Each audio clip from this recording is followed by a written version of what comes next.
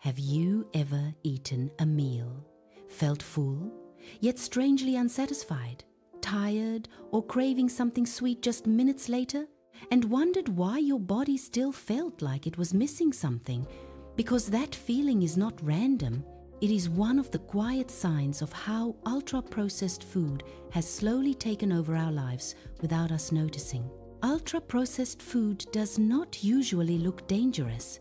It comes in bright packages, promises convenience, and tastes amazing. But the real danger is not dramatic or immediate. It is slow, silent, and built into everyday habits. This story is not about fear, blame, or guilt. It is about understanding what ultra-processed food really is, how it became normal, and why it is slowly damaging our health in ways many people don't realize until it's too late. Ultra-processed food is not just junk food. It is food that has been heavily changed from its original form using industrial processes, chemicals, additives, artificial flavors, preservatives, emulsifiers, and refined ingredients that you would never use in a home kitchen. Things like sugary cereals, packaged snacks, frozen meals, soft drinks, fast food burgers, flavored yogurts, energy drinks, instant noodles, and many healthy-looking products fall into this category. These foods are designed to last long, taste strong, and be cheap to produce, but not to nourish the human body properly. Over time, they replace real food, not because people want them to, but because they are everywhere, affordable, and heavily marketed. The first way ultra-processed food harms us is by confusing our hunger signals. Real food works with the body, telling us when we are hungry and when we are full, but ultra-processed food is designed to override these signals. It combines sugar, salt, fat, and texture in ways that light up the brain's reward system, making us want more even when our body doesn't need it.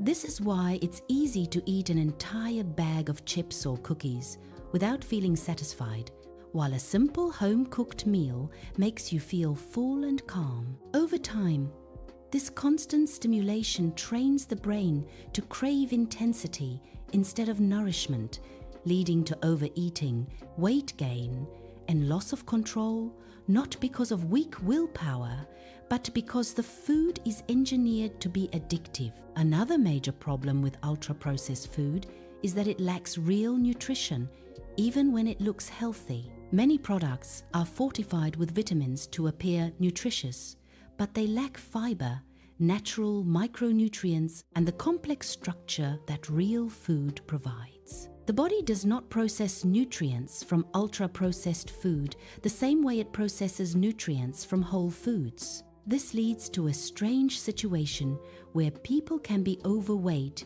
yet malnourished at the same time, eating plenty of calories but not getting what their bodies truly need. This nutritional imbalance contributes to fatigue, poor immunity, digestive problems, and long-term disease. Ultra-processed food also affects our gut, which plays a huge role in overall health. The gut is home to trillions of bacteria that help digest food, regulate the immune system, and even influence mood. Real foods feed these bacteria, helping them stay balanced, but ultra-processed foods starve beneficial bacteria while feeding harmful ones.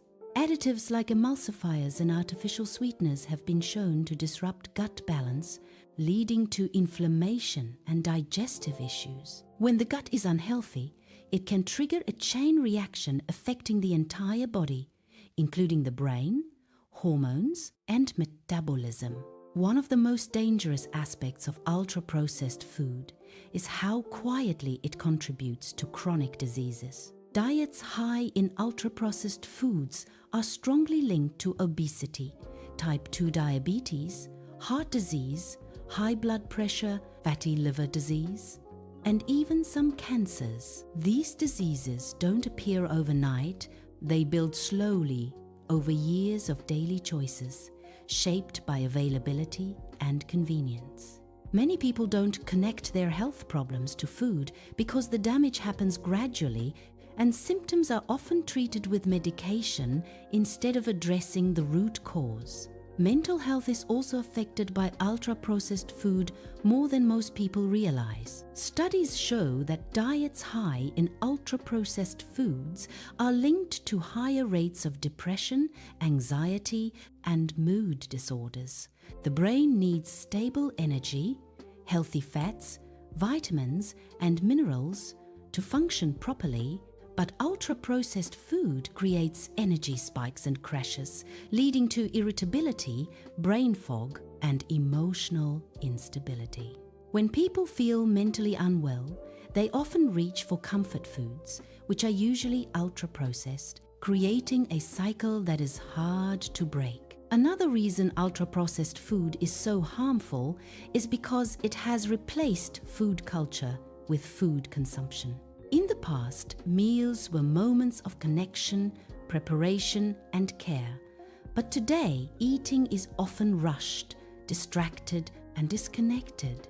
Ultra-processed food fits perfectly into this lifestyle because it requires no cooking, no planning, and no attention. While this seems convenient, it slowly removes our relationship with food, making eating something we do automatically rather than intentionally. This loss of connection makes it harder to notice how food affects our body and mind. The food industry plays a major role in this problem. Ultra-processed foods are extremely profitable, and companies spend billions on advertising to normalize them, especially targeting children and busy adults. Bright packaging, cartoon characters, health claims, and emotional marketing create trust and desire, while the real ingredients remain hidden in small print. This creates an environment where unhealthy choices feel normal and unavoidable, while real food feels expensive, inconvenient, or boring by comparison. It's important to understand that people are not failing, the system is. Ultra-processed food dominates shelves because it is cheap to produce, long-lasting, and easy to distribute. Many people rely on it not by choice, but because of time, money, access, and stress. Blaming individuals ignores the larger system that makes unhealthy food the easiest option. Awareness is not about shame. It's about understanding what we're up against. The most dangerous thing about ultra-processed food is that it doesn't kill quickly, it weakens slowly. It reduces energy, increases inflammation, and quietly raises disease risk while still allowing people to function, work, and survive. Until one day health problems appear and feel sudden. Even though they were building for years, this slow damage makes ultra-processed food easy to ignore because there is no immediate warning. The good news is that awareness creates change. Eating less ultra-processed food doesn't mean perfection or strict diets.